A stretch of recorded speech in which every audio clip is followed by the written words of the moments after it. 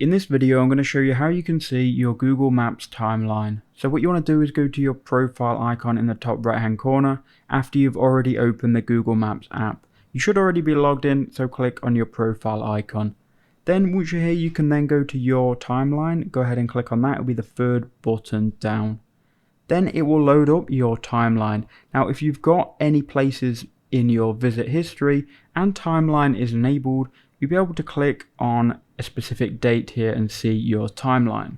If you have no data here, you can go to review settings, and then you can see you actually need all three of these settings to be turned on.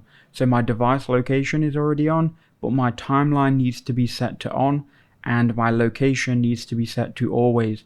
To change these, just click on the ones that have this warning icon. That will then open up a new window, and we can then turn on timeline by clicking on the turn on button, and you can turn on location access as well in settings. But that is how you can find and see your timeline history.